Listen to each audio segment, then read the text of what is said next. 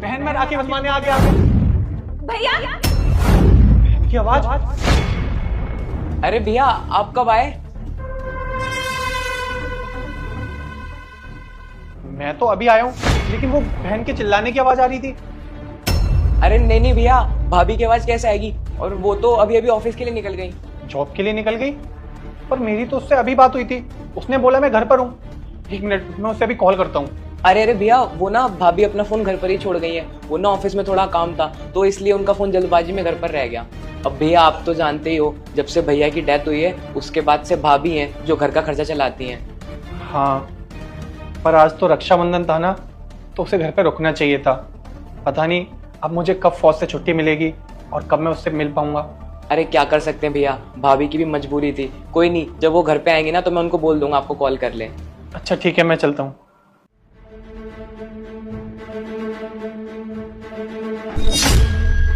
क्यों बहू, जब तुझसे मना किया था कि रक्षाबंधन पर अपने भाई को मत बुलाना, तो क्यों बुलाया तूने? ससुर जी आप मेरे साथ ऐसा क्यों कर रहे हो? और आप देवर जी, आपको तो मैं अपने छोटे भाई की तरह मानती हूँ, और आप भी। चुप कर। एक तो तू मेरे बड़े बेटे को खा गई, ऊपर से तेरा खर्चा भी हम उठाए। तो उससे हमने 1000 बार बोला है कि अपने भाई को बोल कि हमें पैसे भिजवा दिया करे, पर तू है कि मानती नहीं है। आप दोनों ये कैसी बातें कर रहे हो?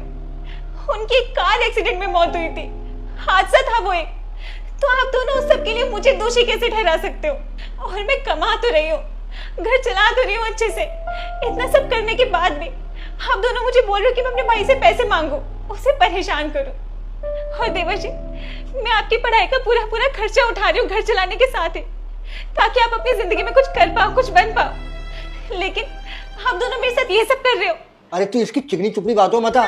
ये अभी ना जो प्यार से बोल रही है ना, सिर्फ इसलिए बोल रही है कि इसे हम मारे पीटे नहीं, और ये हमारे घर में बैठ के हराम की रोटी खाती रहे। सही कह रहे हो पापा आप। अगर इस हमारी जरा सी भी फिक्र होती ना तो अपने भाई से पैसे लेती ताकि हम अपना घर चला पाए। सुन, अब ना तू मेरे सामने फालतू जबान मत चला। मैं तुझसे कह दिया ना कि तुझे अपने भाई से पैसे मांगने हैं, मतलब मांगने हैं। ये कैसी बातें करे जा रहे हो आप दोनों? अरे मेरे भाई का फर्ज थोड़ी है कि वो मेरा घर खर्च चलाए, मेरी गृहस्थी देखे।